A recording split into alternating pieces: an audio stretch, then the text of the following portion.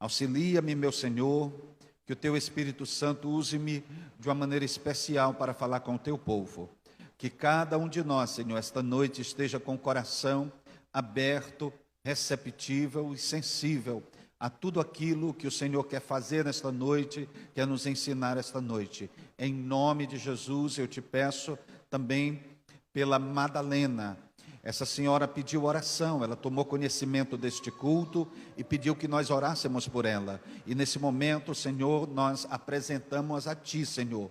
Tu conheces as necessidades mais urgentes da Tua filha e eu te peço, Senhor, que o Senhor queira abençoá-la, resolvendo, Senhor, este problema. Eu não sei qual é, pois o Senhor não me revelou, mas o Senhor sabe e o Senhor tem poder para solucionar. Em nome de Jesus, abençoa a tua filha, Pai. Amém. Glória a Deus. Todos os irmãos sabem que o livro de Atos dos Apóstolos, ele é o livro histórico no Novo Testamento. Então, o livro de Atos dos Apóstolos é uma narrativa histórica que fala sobre a origem da igreja cristã. E Lucas, fazendo essa narrativa histórica, ele registra neste texto a chegada de Paulo, Barnabé e toda uma comitiva a Antioquia da Psídia, após uma viagem muito cansativa e muito arriscada. Eles chegam a Antioquia da Psídia e quando chegam na Antioquia da Psídia, eles se dirigem, como sempre, era um procedimento quase que padrão. Ali nas viagens missionárias, eles chegavam e procuravam a sinagoga. E assim aconteceu novamente. Paulo procura a sinagoga de Antioquia da Psídia e ele passa a ministrar nesta sinagoga. Esse registro vai falar sobre o conteúdo da mensagem do apóstolo Paulo. Lucas vai registrar aqui Paulo chegando lá, Antioquia da Psídia, se reúne na sinagoga, após a leitura da lei, isso fazia parte da liturgia do culto numa sinagoga. Os principais da sinagoga, ou seja, os dirigentes da sinagoga, deram oportunidade a aquele que tivesse uma palavra para o ajuntamento, os irmãos, tá certo? E Paulo, ele se levanta e passa a pregar. E esse registro, e sobre o que nós iremos pregar esta noite, é sobre o conteúdo desta pregação de Paulo. Veja que Paulo, no versículo de número 15, diz que depois da leitura da lei dos profetas, os chefes da sinagoga lhes mandaram dizer: irmãos, se vocês têm uma mensagem de exortação, ou de consolação, ou de encorajamento para o povo, falem, porque era assim, havia a leitura do texto, e aquele que era convidado, ele explicava aquele texto, falava sobre aquele texto.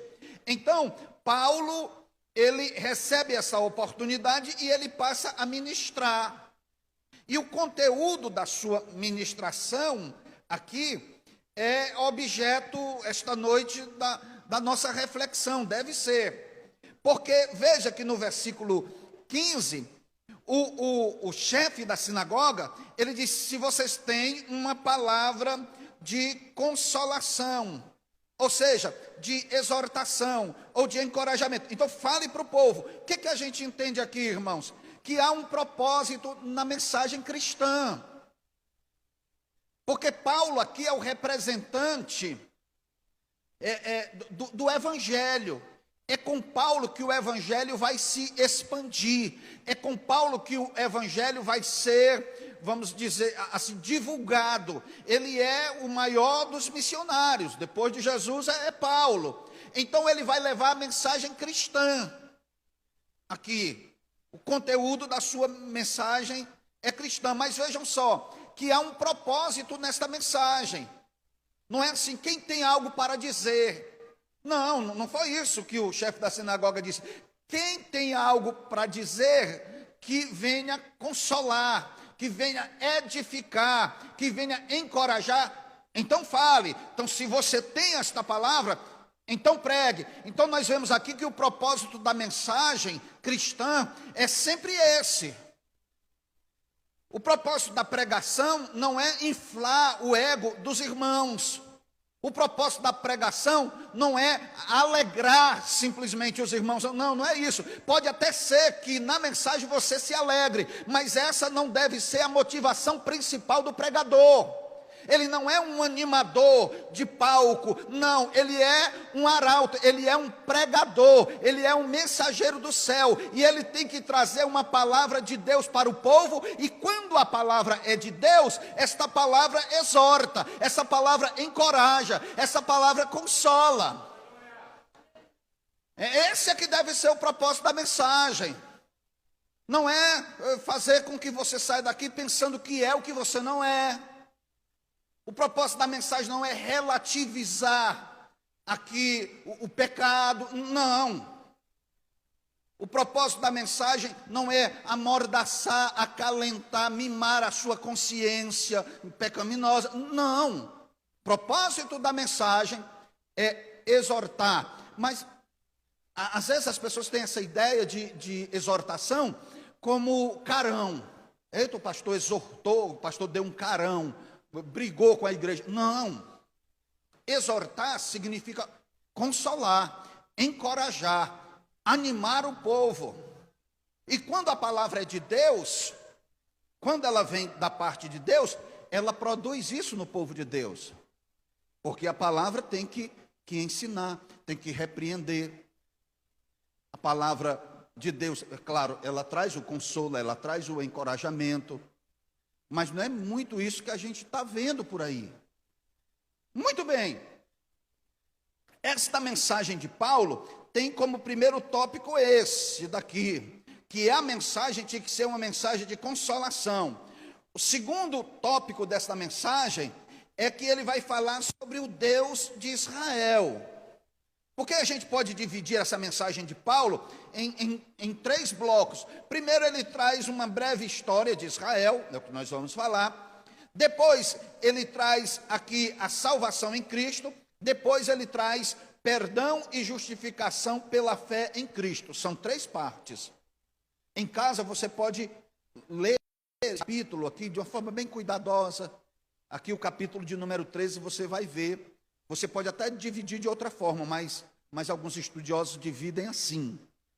Então, o segundo tópico é falar sobre o Deus de Israel. Aí ele diz o versículo 17, o Deus do povo de Israel, que escolheu os nossos antepassados. Ou seja, esta escolha foi pela graça de Deus. Nunca podemos esquecer isso. Que não foi uma escolha baseada no mérito do povo. Não era porque era um povo grandioso, não era porque era um povo pequeno, não era porque era um povo forte, não era porque era um povo fraco. Não era isso. Ele foi escolhido pela graça. Deus quis ali escolher e escolheu este povo. Mas escolheu este povo com um propósito.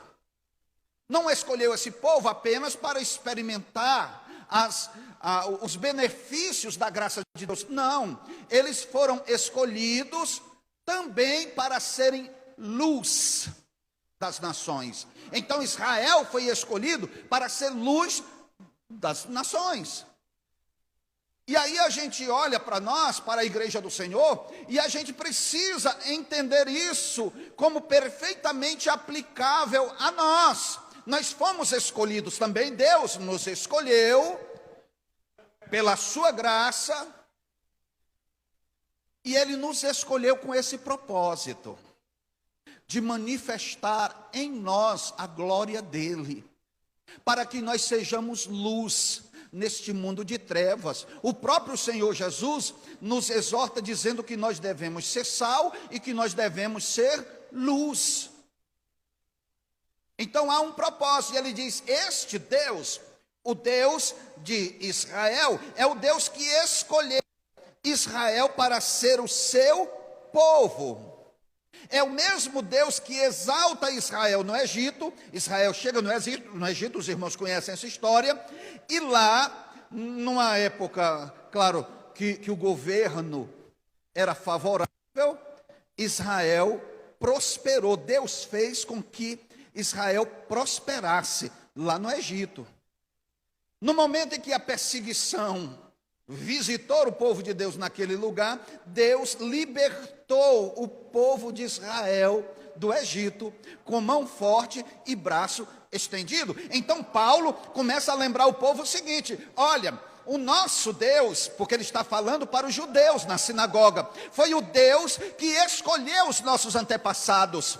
E ele escolheu os nossos antepassados e nos exaltou quando eles estavam no Egito. E quando a perseguição veio, o nosso Deus tirou o nosso povo de lá, humilhou todas as divindades do Egito e tirou o nosso povo de lá com mão forte e braço estendido. Mas Deus nos tirou de lá, Deus nos escolheu para que sejamos luz para as nações, para que possamos mostrar Deus para todas as nações, inclusive para os gentios. Aí ele prossegue a sua mensagem. Agora ele diz: este mesmo Deus que cuidou de nós, versículo 18, veja o texto assim: ele os aturou. Uma outra versão diz que ele suportou o povo no deserto. Esse termo suportou, e diz aí aturou, eu acho até esse termo suportou melhor, porque muito embora a gente pense em suportou dentro de uma perspectiva negativa, mas eu vejo que a melhor maneira de entender esse suportou é entender que Deus cuidou do seu povo no deserto, ou seja, Deus deu suporte ao seu povo no deserto. Deus cuidou de todas as necessidades do seu povo, Deus atendeu no deserto, ou seja, Deus cuidou do seu povo no deserto. Vejam só, Deus atende a todas as necessidades, apesar dos maus costumes do povo. 40 anos. Apesar disso, Deus ia adiante do seu povo, de dia numa coluna de nuvem e de noite numa coluna de fogo. Deus guiava o seu povo, Deus sustentou o seu povo, Deus protegeu o seu povo. A Bíblia Sagrada diz que as suas vestes não envelheciam, os seus pés não inchavam, não faltou comida para eles e não faltou água. Deus cuidou, Deus suportou, Deus deu suporte, Deus cuidou das necessidades daquele povo, muito embora este povo fosse um povo rebelde, murmurador e idólatra. Tiveram esses pecados lá: rebelde, murmurador. Você pode ver na história, na caminhada no deserto, se tem algo que marca, que caracteriza a caminhada do povo de Deus no deserto, é a sua rebeldia e principalmente a sua murmuração. Eles estavam constantemente reclamando de Deus. Um povo ingrato, não conseguia perceber o favor de Deus sobre eles. E se nós não vigiarmos, nós vamos nos comportar da mesma forma. Se nós não vigiarmos, se nós não atentarmos, se nós não observarmos o que Deus fez por nós, o que Deus está fazendo por nós, o cuidado de Deus para conosco, porque todos nós estamos aqui e só estamos aqui porque Deus tem cuidado de nós. Deus tem nos dado vitórias, Deus tem nos suportado, porque muito embora não sejamos aquilo que Deus quer que a gente seja, muito embora não tenhamos o zelo que Deus quer que nós tenhamos pela sua obra, muito embora nós não sejamos tão piedosos como Deus queria que nós fôssemos, muito embora nós não sejamos consagrados inteiramente a Ele como Ele queria que nós fôssemos, Ele tem nos guardado, tem nos suportado. Porque de vez em quando a gente faz coisas que, não vou dizer que assusta até o diabo, não vou dizer isso. mas a gente faz coisas que não tem nada a ver com a nossa posição, não tem nada a ver com a nossa chamada. A gente fala coisas que não deveria falar, a gente vê coisas que não deveria estar vendo, a gente faz coisas que não deveríamos fazer, mas mesmo assim Deus tem cuidado de nós. Então nós temos que ter uma vigilância redobrada para que a gente não incorra nestes erros que Israel incorreu, porque tudo que foi escrito na Bíblia foi escrito para a nossa instrução, foi para que nós aprendêssemos com esses exemplos, para evitar os pecados que irritaram Deus, que entristeceram o Espírito Santo. Muito bem, mais na frente, a gente vê um outro tópico, que é no versículo 20 e 21, é que vai haver uma insatisfação, porque diz que tudo isso levou cerca de 450 anos, depois Deus lhe deu juízes, até o tempo do profeta Samuel, aqui. Mas Israel, como outras nações, pede um rei. Vejam só que não era a vontade de Deus, mas Israel é também um povo que vive insatisfeito em ser povo de Deus. E aí, irmãos, eu não sei se vocês já conversaram ou se vocês já se relacionaram com pessoas assim, que estão sempre insatisfeitas, não conseguem se alegrar com o que Deus tem dado, porque está sempre desejando o que o Senhor não deu ainda. Israel tinha essa insatisfação em ser povo de Deus, e ele começa a olhar para as nações e deseja copiar essas nações. Ele diz: por que é que essas nações têm um rei e nós não temos? Veja que todo esse pecado, ele encontra a sua gênese na insatisfação, insatisfeito em ser povo de Deus. Por que é que aquele povo pode casar com outras mulheres e a gente não pode? Por que é que este povo pode comer essas coisas aí e a gente tem que ter uma dieta tão selecionada? Por que é que a gente não pode isso? Por que é que a gente não pode aquilo? E eles podem. Chegou ao ponto deles olharem, por que é que eles têm um Deus que eles podem ver e o nosso Deus a gente não pode ver? Foi por isso que eles chegaram a Arão e disseram: faz um Deus que a gente possa ver. Por causa da insatisfação, porque a ideia de um Deus que é espírito parece que não tinha sido muito bem trabalhada na cabeça daquele povo. Ele queria copiar as nações. Vejam só, que no texto que o pastor Mário Lopes leu hoje, quando Filipe diz: Senhor, mostra-nos o Pai e isso nos basta. Parece que esta era a curiosidade do povo, desde aquela época. A gente quer ver Deus. Mas aí, para a glória do nome do Eterno, lá em Belém de Judá, Deus mudou de endereço. Deus veio armar sua tenda no meio do nosso arraial. O Senhor nasce de uma virgem lá. Por isso é que ele mesmo diz: quem vê a mim, vê o Pai. Filipe, há tanto tempo eu estou com você e você ainda me pede: mostra-nos o Pai.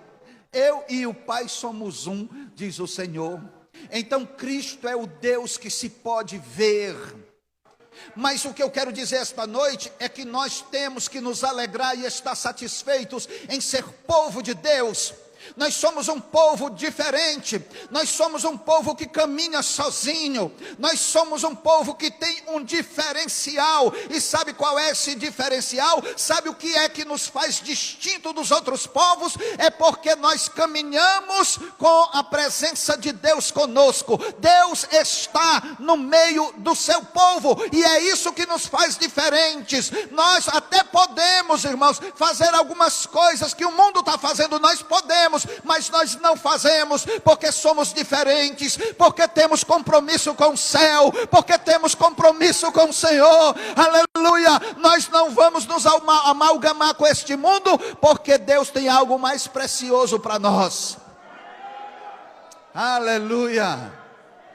Glória a Deus! Mas aí mais adiante, Deus chama Davi porque o povo pede um rei e Deus dá um rei.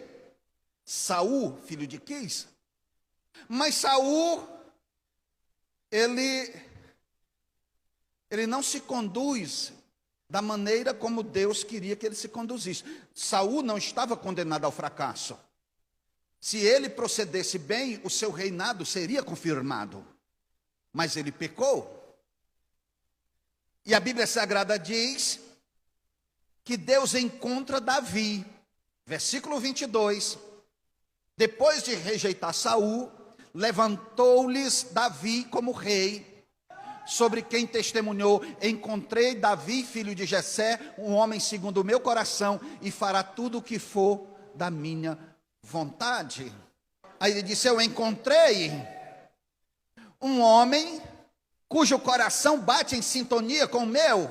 É interessante isso, irmãos, porque a gente acha que isso que foi dito acerca de Davi só pode ser dito acerca dele, um homem segundo o coração de Deus. Não, o Senhor quer encontrar em nós um homem segundo o seu coração também.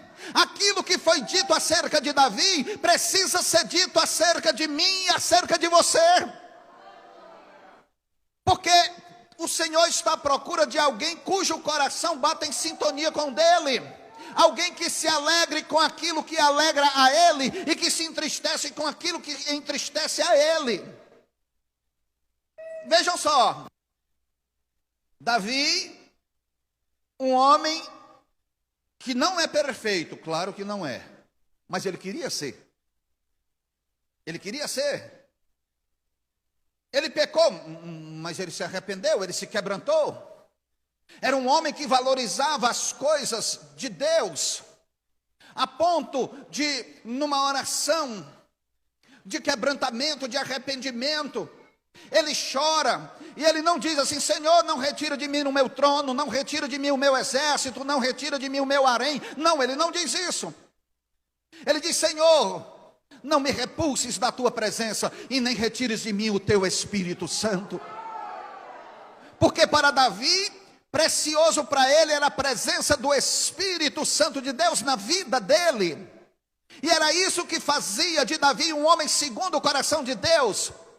Para sermos homens segundo o coração de Deus, nós precisamos começar a valorizar aquilo que diz respeito a Deus. Nós precisamos reorganizar as nossas prioridades, de maneira que se cumpra aquilo que o próprio Senhor diz no Sermão do Monte: buscai, pois, em primeiro lugar o reino de Deus, a sua justiça, as demais coisas vos serão acrescentadas. Comece a priorizar as coisas de Deus, busque as coisas de Deus, valorize as coisas de Deus, e somente assim você será um homem segundo o coração de Deus. Um homem segundo o coração de Deus é um homem que ama a esposa, que respeita a esposa, que cria os filhos na doutrina do Senhor. Um homem segundo o coração de Deus é um homem que ama a igreja de Deus. O homem segundo o coração de Deus é um homem que ama a palavra de Deus, que ouve a palavra de Deus, que vive orientado pela palavra de Deus, que se alegra com a palavra de Deus.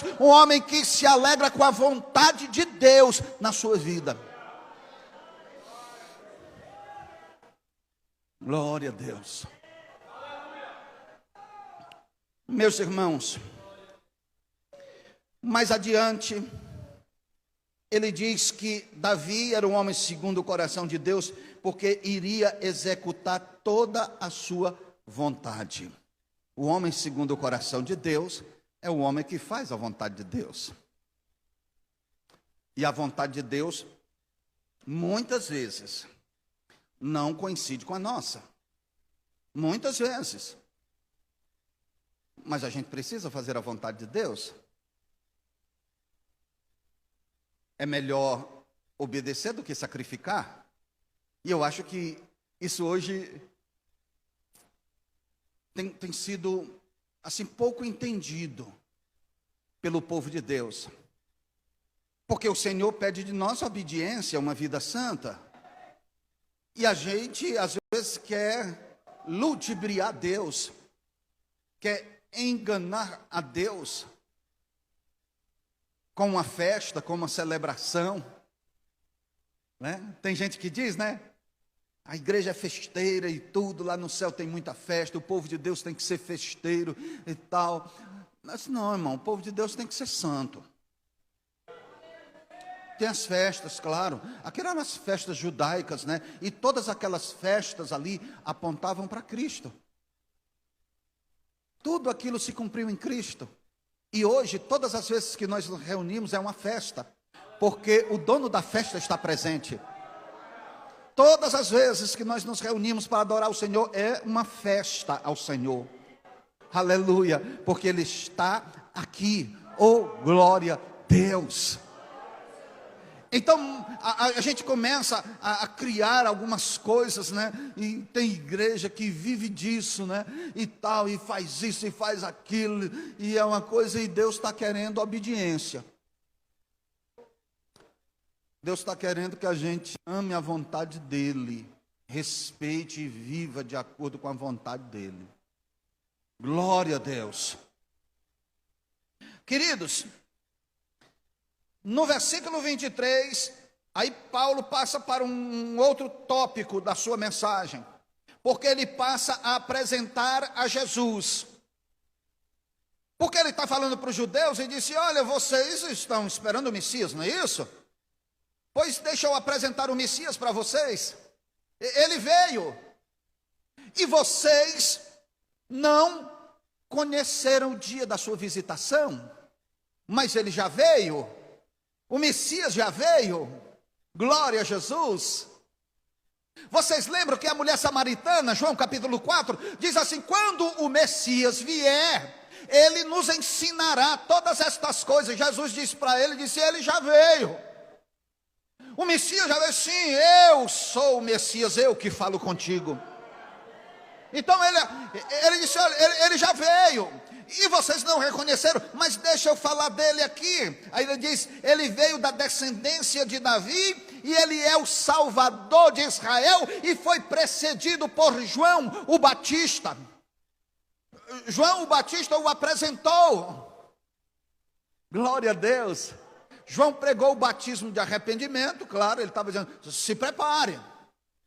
É muito interessante a figura do João o Batista, porque as pessoas vinham e queriam confundi-lo com o Messias. Ele disse, não, eu não sou o Messias.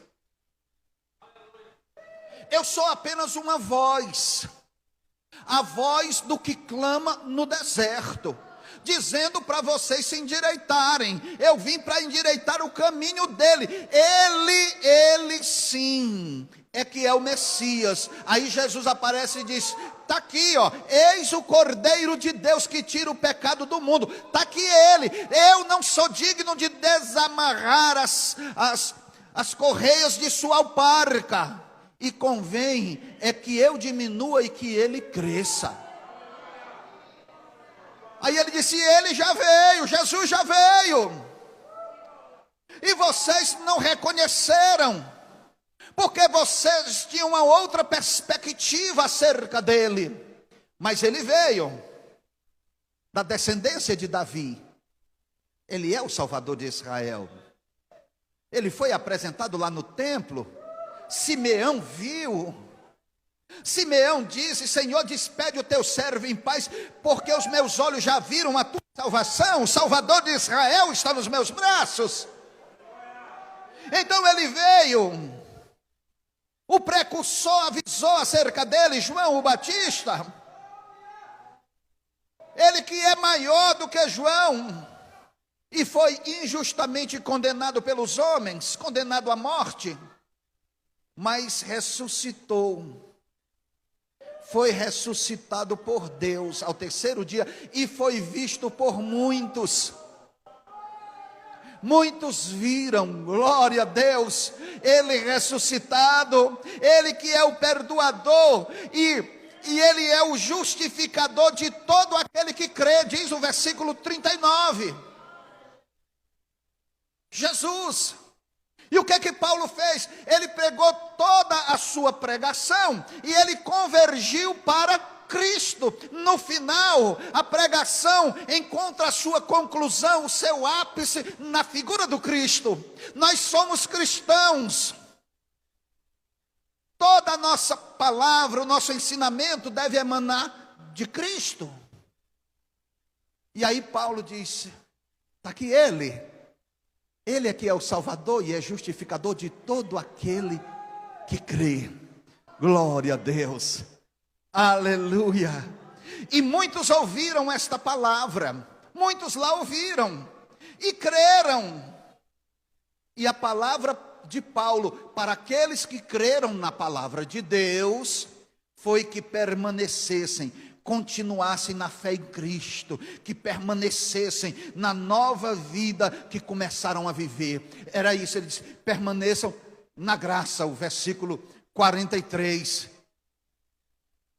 Glória a Deus. Continuassem na graça de Deus. O que ele estava dizendo? Permaneçam na nova vida que agora vocês começaram a viver em Cristo.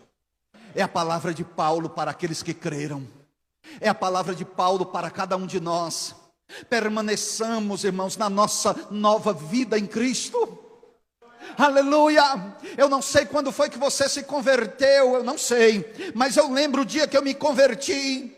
E naquele dia eu comecei a viver uma nova vida com Cristo. E a palavra de Paulo para mim, e a palavra de Deus para mim é: continue vivendo essa nova vida em Cristo. Continue firme nessa fé. Continue firme nesta graça. Não se desvie nem para a direita e nem para a esquerda. Continue caminhando, olhando para o autor e consumador da fé. Aleluia. Continue na graça. Permaneça na graça. Você que ouviu a palavra de Deus esta noite, continue na graça de Deus. Continue vivendo a sua nova vida em Cristo. Aleluia. Aleluia. Toda a Escritura encontra o seu cumprimento, a sua consumação na figura do Cristo. E a nossa vida de crente, irmãos, ela é vivida na pessoa, na obra, na palavra de Cristo. Amém? Glória a Deus. Vamos louvar ao Senhor. Em seguida nós vamos orar. Vamos chamar a expressão de louvor para estar cantando louvores a Deus. E em seguida nós iremos orar.